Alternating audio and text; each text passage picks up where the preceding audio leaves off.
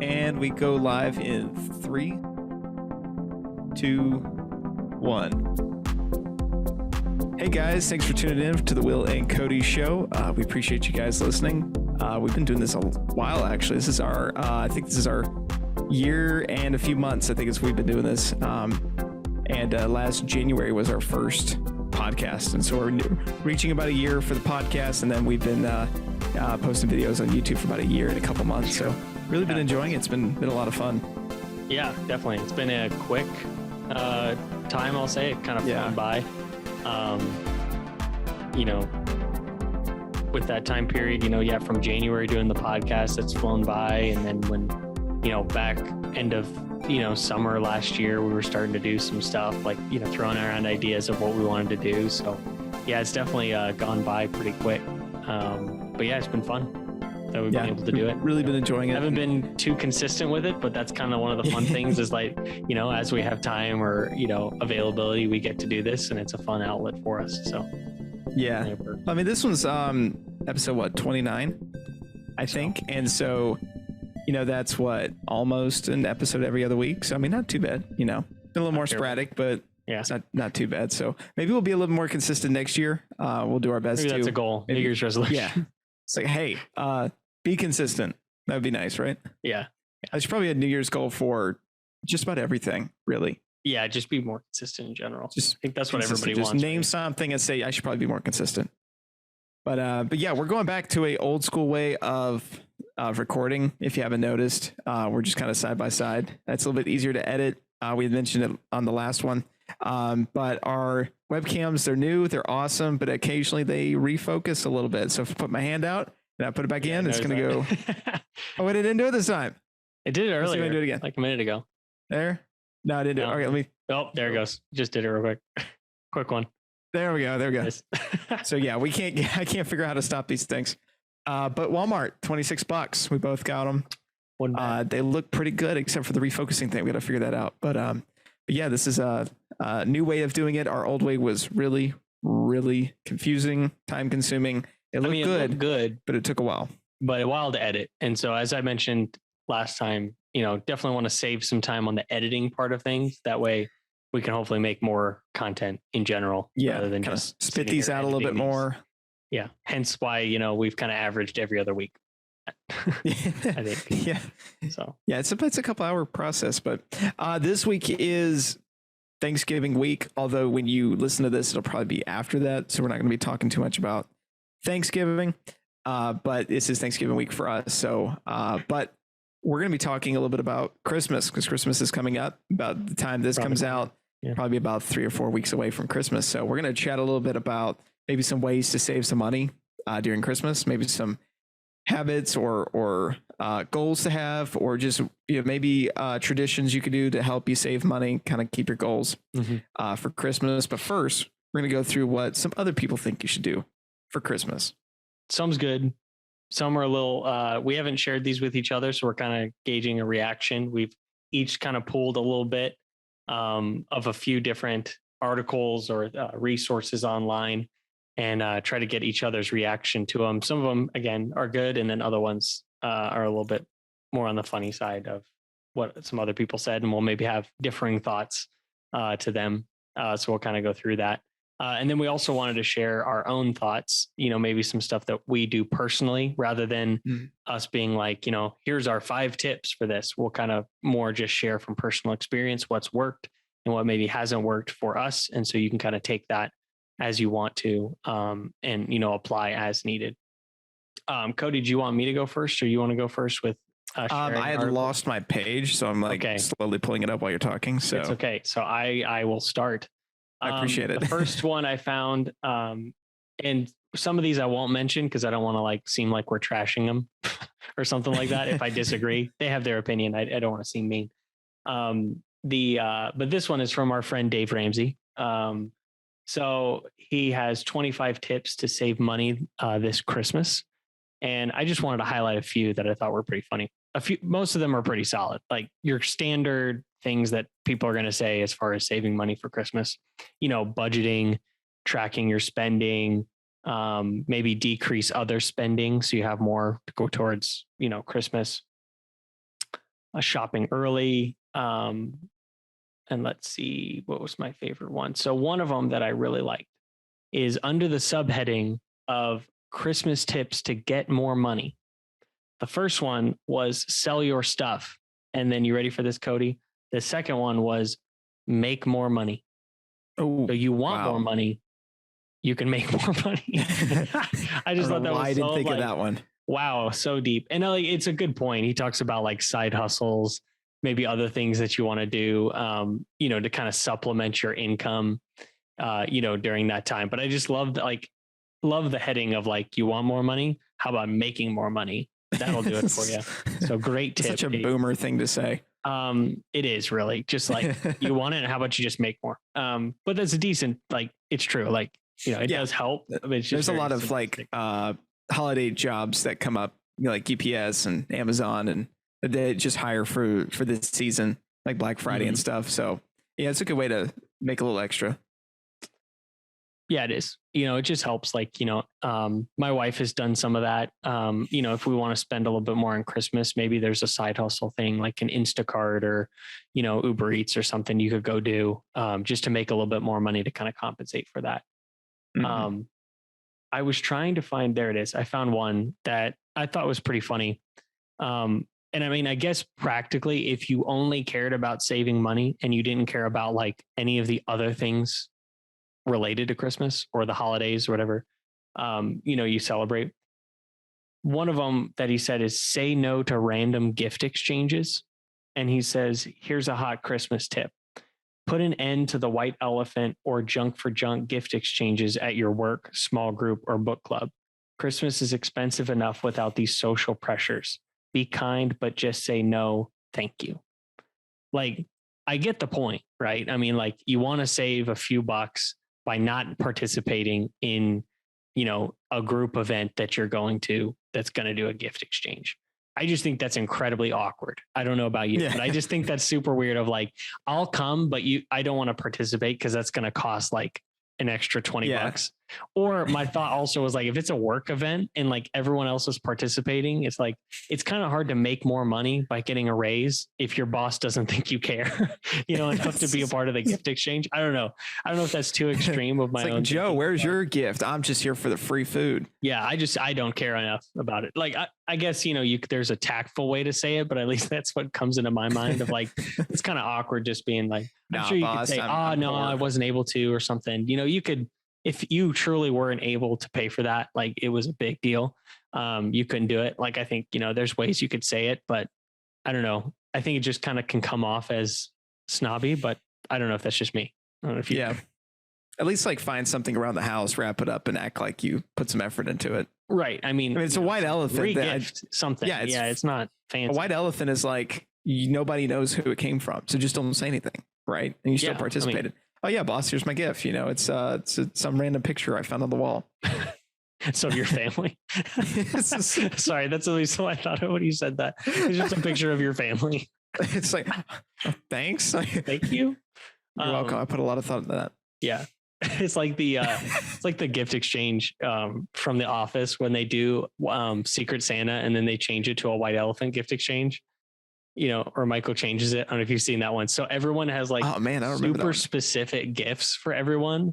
And then it changes to a white elephant. And so random people are getting like super specific gifts that were meant for like one person. So that's exactly what I compare it to, of like, that's funny. Yeah. Of like, so you getting something super specific, but at least that was the one thing that I thought was kind of weird. I don't know about that. Maybe there's other things you can do to maybe try to get that $20 or whatever so you can participate in the gift exchange.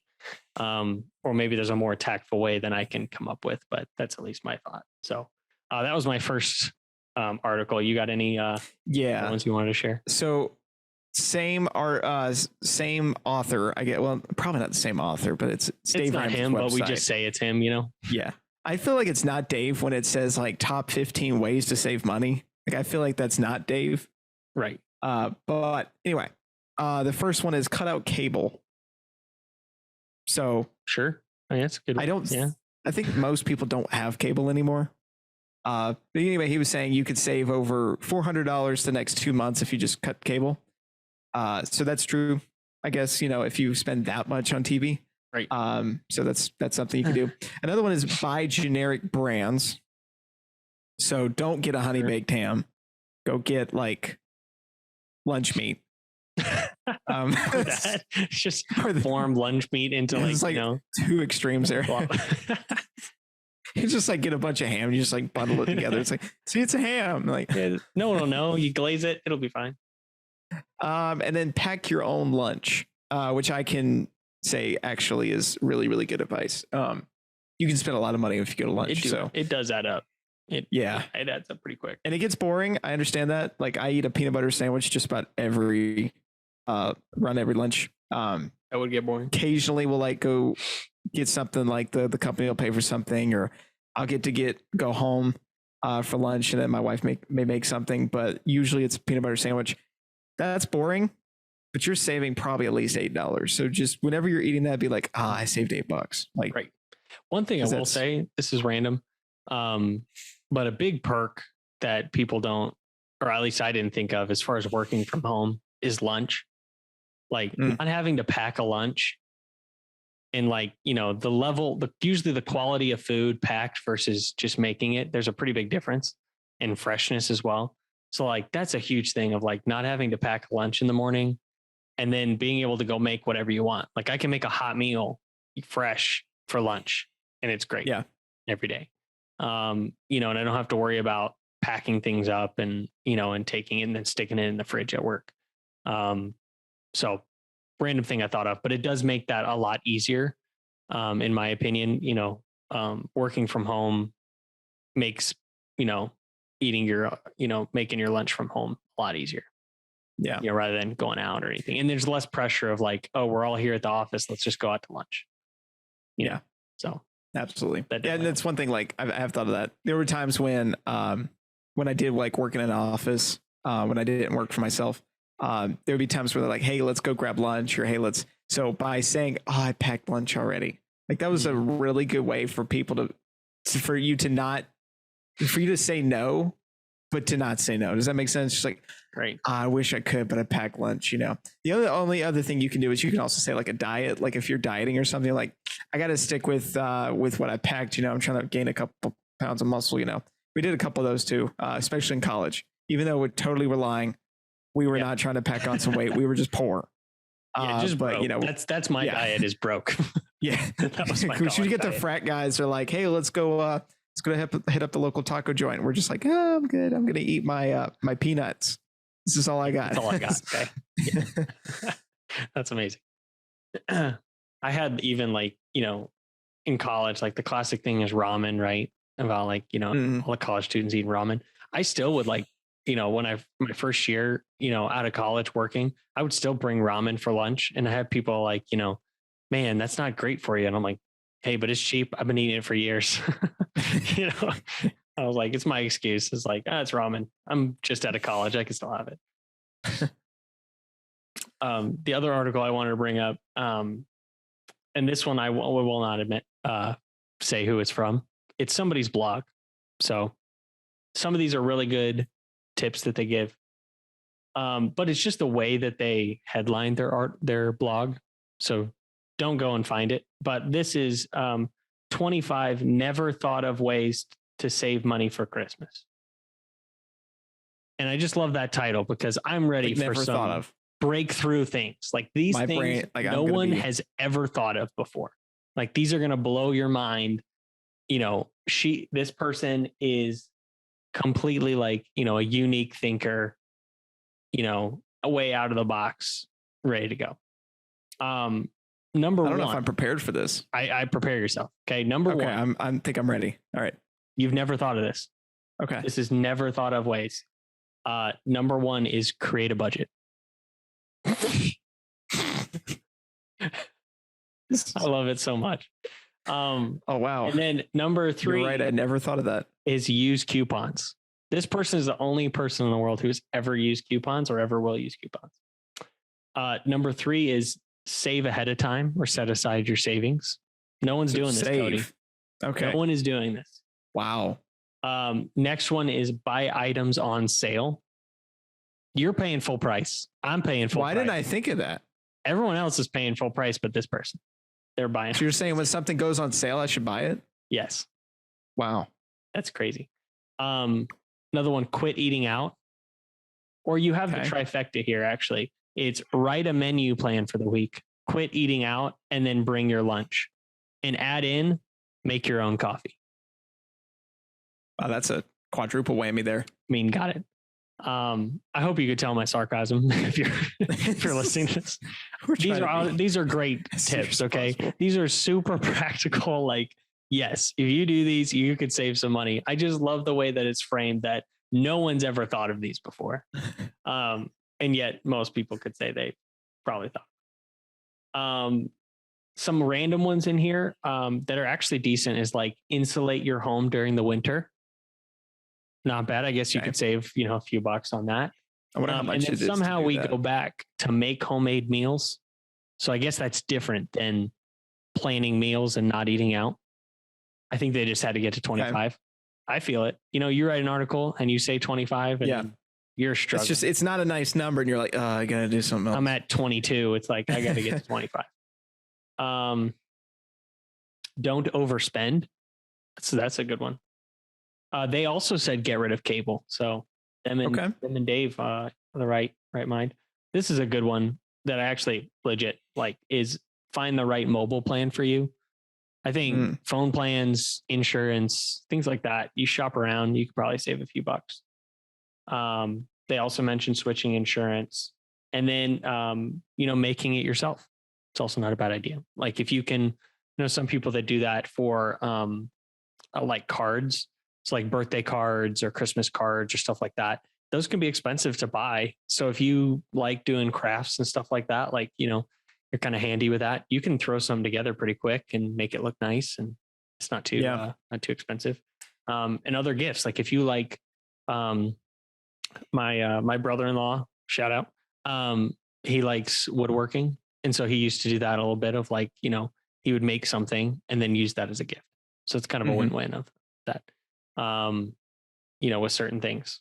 So there's definitely options. Like if you're good at something or you like making stuff, it could be a cheaper way of you get to do your hobby plus make it into a gift. So I think that's actually good. So I know I was sarcastic with their tips, but shout out to them. I think it was good. Good article with a lot of good stuff. I just think it was funny that they listed it as never thought of ways to save money for Christmas. Yeah, it seems like all the articles we pull up, and I have another one, but I mean, it's basically the same thing you just said. It's like everything has a general trend, and it's not like, I don't know about you, but like not really in finances, but in other things. I'm like, I wonder how to do this. Like, for like training for a run or trying to get healthier diets, other hot topics. We look up these, or we just Google. And then the top ones are always like top 15 ways or 10 best ways or 35. And then sometimes you get like 100 and you're like, I'm not going to read all that. Yeah. This is too much. They all seem to have like, they're all kind of saying the same thing. And especially when we get into the finance ones, it feels like it's just kind of redundant. And that's because it is. Like finances is fairly simple and redundant, unfortunately. Right. And one thing I will say to that I think is an interesting point is I wonder if that says more about the people writing or also that I think most people generally know what they should be doing. I think it's about execution.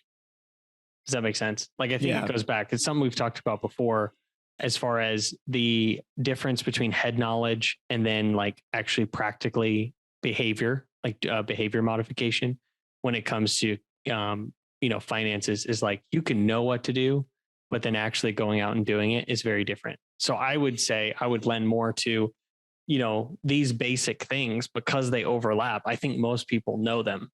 It's just actually executing and going out and doing it. That's the difficult part. So I think that's that may be difficult is like when we list things and we do that all the time in articles that we've written or videos we've made if we like list things if this is how you do it, but then nothing we say is usually new and nothing really anybody says in this, in finance or really most other things is new. It's really just trying to give you another encouragement that you can actually apply it. and hopefully finding a new way to say it to you that would maybe sink in and you can actually go out and live it. Because most people know this stuff. I mean, most people know, hey, you could not spend as much money, or, you know, buy something on sale, or budget. Like, those are things that would help. I think it's just practically going about doing it that maybe we don't do as well. So that's why there's, you know, 50 articles saying 25 best ways to save money for Christmas. Yeah. And to that point, like, there have been rich people forever, and people have been building wealth forever. It's really the same formula. Like, it's not there. Yeah. There's new things, like, as we get into new technology and new ways to build wealth, and you know, there's new stuff that we have to talk about. We have to adjust. We have to talk about, you know, tax changes and, you know, now we got cryptocurrency, stuff like that, different investments and securities. But the general idea of don't spend so much, saving money, preparing, like that, it's just, you know, it's so simple. But to your point, it is the execution. Execution is that's the biggest problem. Yeah. There's a book I'm going to be reading one of these days called I think it's called Atomic Habits, and I heard about it today. Yeah. I was listening to a podcast, an entrepreneur, and his name escapes me, but he was interviewing the guy that wrote Atomic Habits. Oh, okay. Yeah. He was saying something about the 1% rule, where every day, if you just do something like 1% better, like making yourself better by 1%, like something just minuscule, you know, like maybe waking up, making your bed in the morning, or maybe choosing to switch out like chips for an apple, or just something like that. If you do that over time, it's compounded. And then after a year, and I forgot the number, I'd have to sit and do the math, like, you were a better person by so many amount of times, you know, and so it doesn't look like much, but over time it's a lot. And that's the kind of things that, you know, are things that we need to really focus on when it comes to finances. Is we've got to start changing habits. We've got to start executing properly. And so, you know, we can read articles. I do it all the time. I'm always reading new finance articles, and at the end of the day, they're kind of the same thing. But what interests me is every once in a while I'll get a nugget of how would I better execute it. And sometimes it's just finding the best way to execute. And I think that's why sometimes we'll all like choose sides of like what guru we like to talk about. You and I, we like Dave Ramsey sometimes. And, you know, you've got other people like Robert Kiyosaki and man, I forgot the other guy. He wrote The Latte Factor. But anyway, you know, there's just so many of these finance gurus. And I think it's just because whatever they said, like the facts that they were talking about were the same. In essence, you know, there are some things that are different. But whatever they said motivated us in the right way because it hit home in our specific situation, and we were able to execute it. And then we were like, okay, yeah, this guy makes sense. Dave Ramsey's dumb. You know, I follow Robert, or vice versa. Right. Yeah. It's just because what they said hit home with them. And so that's kind of what we're trying to, what I'm recommending is try to find those kinds of people. And that's what we're trying to be, is somebody that isn't giving you all these facts. I mean, yeah, we just gave you some facts. We're going to give you some tips of ours, but trying to find that thing that is a tipping point in your head where you realize, oh, that makes sense. That's a good way to motivate myself, like Atomic Habits, doing like that 1% rule, or how to change something using an app or writing stuff down, you know, different strategies to be able to make those kinds of changes and actually execute. Right. No, I think that's a great point, because I think what I've heard some people say before is like, you know, personal finance isn't simple. And so people get frustrated when we call it simple. But I think one thing to clarify is the principles are simple and consistent. You know, there's some variation. Like in the example you mentioned, the approach of Robert Kiyosaki versus Dave Ramsey is super different. Like that's a completely different approach. But when you come down to the basics of how you apply it, most of those things you're going to see some overlap. But then actually applying it to your individual circumstance is where it gets complex. And it is a complex thing of each person has their own unique needs, own unique goals, own unique way of approaching life. And as you mentioned, one way may speak to them more than another. And that's like, oh yeah, I really identify with that. I can get on board. Whereas another way of receiving that information, it's not received as well. It really doesn't connect with you. You can't apply it as well. You can't do it consistently going forward. And so I think that's where it gets complex. And especially with these habits, are these ways of like planning out for, getting back to looking at planning for Christmas. It's like a lot of, things we can say as far as, here's some ideas to do this, but if you don't go out and execute, then it doesn't really mean much. And so I think most people know these things that we're going to say and the things we've said before. But maybe that's an extra boost to say, yeah, I can actually do that. You know what? That would help me get less stress and less worry around Christmas time. I think for me, that's what I try to emphasize, and hopefully, we do an okay job at it, is emphasizing the positives. And maybe that's something that somebody could grab onto of saying, yeah, that would be nice. Not having to be so stressed at Christmas, of like wanting to just enjoy the time rather than having to worry about money the whole time. And so maybe that's something that'll speak to somebody, and then they can be like, well, I already knew how to do this stuff, but it was that final push that I needed to actually jump in and start doing it. Right. So I guess, intro or segue into it. What would you say are like your key things that you do, maybe you and your wife do, to kind of get ready for Christmas, as far as the spending and financial aspect of it, to make sure you're prepared for it? Just practically, like, what do you actually do? Right. So for us, I mean, it's knowing first, you gotta know what Christmas is for you.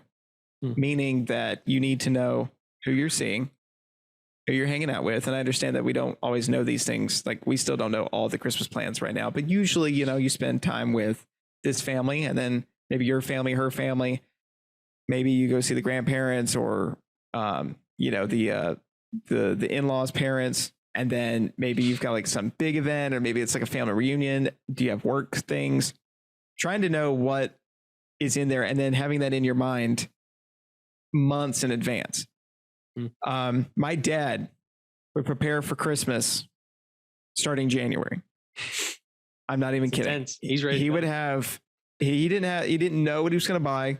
He didn't know like what we were going to do, but he just knew Christmas was coming, and he wanted to bless some people, specifically his kids, and then maybe some other people.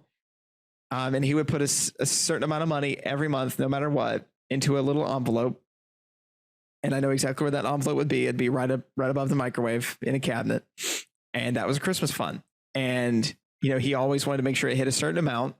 And I think he started to adjusting it for inflation over time. You gotta have to. And then that's what he used to spend on Christmas. And he really didn't know what he was going to spend. He didn't know. It's like, maybe I'll use it for the Christmas dinner. Maybe I'll use it for, he didn't really know, but he was prepared for something. It was almost like his Christmas emergency fund, to be honest with you. Now, that's not really something that my wife and I have done. What we've usually do is we just have our regular savings from our margin. And then as we get closer to Christmas, we'll then either create a sinking fund and start taking our margin going into the sinking fund of Christmas. Or we'll just continue to save. Maybe we'll have like our generic fund that we really don't know what it's going to go to. And then we decide that that's what we want to turn into a Christmas fund. So we usually about, August or September is when we start making those decisions. It's just because we don't have that many expenses as we have maybe kids, and we have a lot more Christmases going on, and there's more inflation. My wife and I may be like, okay, we need to start January too. Right. But for my dad, he started January. And so that's great. Now, I know a lot of people are probably going to listen and be like, I didn't start January. It's November. It might even be December before this podcast is out. Little late. What do I do? Well, there's some other things you could do. You can start saving now. And it may not be a ton, but maybe putting your margin, maybe you say, you know what, it's really important to me that I still give something. So maybe you stop saving for certain things that are important, maybe long-term goals. Don't get into your like retirement or anything like that. You just decide to focus it towards Christmas for this month. There's nothing wrong with that. You can also try to see about one thing that my family does sometimes is, especially if because we've had extended family events where there's a lot of people involved, and some years will be like, yeah, let's just get everybody Christmas gifts, and then some years they're all talking like, wasn't a great year, maybe we should just draw out of a hat. And then one year it was literally like, we should just make each other gifts out of things that are in the house because we have no money. Yeah. And that was some of the best like Christmas gifts ever. You know, I tried to make my grandma fudge. Yeah. That was an experience and a half. I had to do it myself too. And my wife is just watching me like, I don't know if that's gonna, I'm like, I got to do this myself. I'm sorry. It ended up being pretty good. And then she made Krispy Kreme donuts for my uncle. And that was awesome. They tasted really, really good. Yeah. I got to try one. Impressive. So, and then some other people made like, my dad tried to make something like decor wise. He tried like straight up something out of Hobby Lobby. He took like some fence panels, took a torch and just burnt it basically. And then like did some nailing some other boards on it or something like that. And then gave a paintbrush and some paint. And he said, I have no idea what to write on this. So I'll just let you write on it. And That's so amazing. that person decided to paint like what you would see in a Hobby Lobby or something, you know, some like inspirational quote or something. Yeah. So, I mean, that's a stroke of genius. And it was just a piece of wood that was out in the back. So That's awesome. Yeah. You know, there's some fun ways, like what you said, you know, using your hobby to make a gift. Mm-hmm. I'm actually working on a gift right now. I'm not going to say anything about it because that person might be listening. But I'm working on that. Probably and not. So Sorry. yeah, probably not. No. Okay. Yeah. But just in case, because my mom might share it. You know, there's a lot of things that you could do. It coming up to it, but once that happens though, like once Christmas is over with, start thinking about it. It's like, man, that it was fun. We had a great Christmas, but I really wish I was able to give more. I'll have that in your mind for next year and plan accordingly. Go ahead and put it in your budget. The first thing you said on that last article was budgeting. Mm-hmm. I mean, like nobody's ever thought of that according to that article, but like that is so fundamental. Like it's just so like it's simple and it seems like redundant. And almost every time I hear that budgeting is the best route to take for this financial topic, I'm just like, everybody knows that, but it's true. I mean, it's just so fundamental. Like it's the only way is to be able to set aside money for that thing. So yeah, no, it's true. Yeah. I think budgeting, it does come into it again. Some practical things that, you know, my wife and I do is first just assessing what we think it's going to cost. So we go through a list and say, okay, who do we want to buy presents for? How much do we want to spend on their presents? And then we total it up. Because sometimes, you know, we can be like, well, we want to save up for it, but we have no idea, right? Like how much are we even trying to save for? Like how much are we looking to spend? And so going through that, and then always, you know, you always kind of bump it up a little bit because, you know, you're always going to spend more. You're going to have to run to the store and grab a few things for that one party you didn't think was going to happen. Mm-hmm. You know, you didn't know was going to happen. You know, there's always random stuff.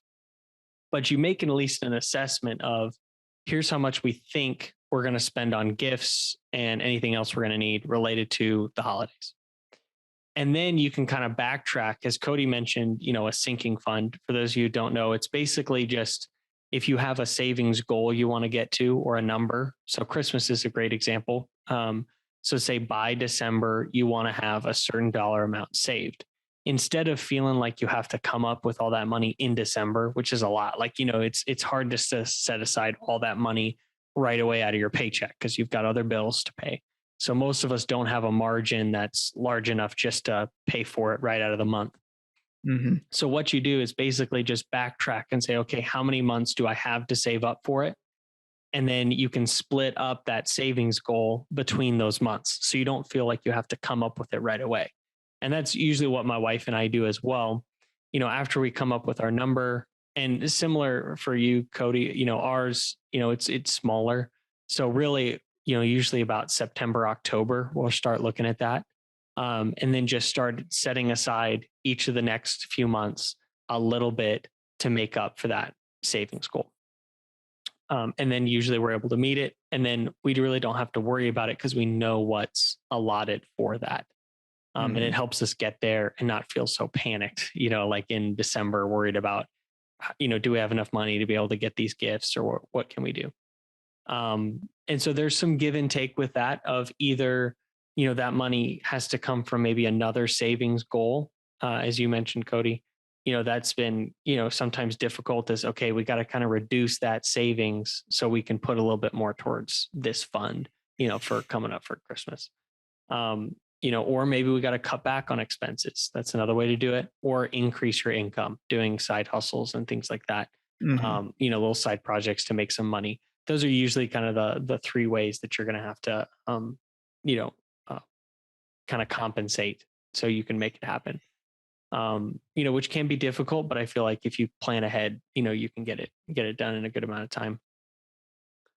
So those I think would be the big things. And then it may be difficult to have these discussions with family, but as you mentioned, like kind of just being open and honest and saying like, you guys just want to draw names. Sometimes that's easier. That's what we usually do for my wife's side of the family. Is it's a little bit larger, just the immediate family. And some of the extended, it just makes it easier rather than feeling like I couldn't really get somebody something because I've got to buy gifts for everyone. We instead just draw names, and then you can really focus on getting some good quality presents for that person that you drew their name. And I think that just works better, for us. And then, it works better, I think, for everybody, with that. And then my side of the family, we still do everybody. So that does take a little bit of planning of seeing how we're going to make it work. But it's just maybe not as much spent on each person because, since we're buying gifts for everyone instead. So there's some give and take with that as well. But I'd say those are kind of our practical things that we do. Like that sinking fund, just setting the money aside before is just such a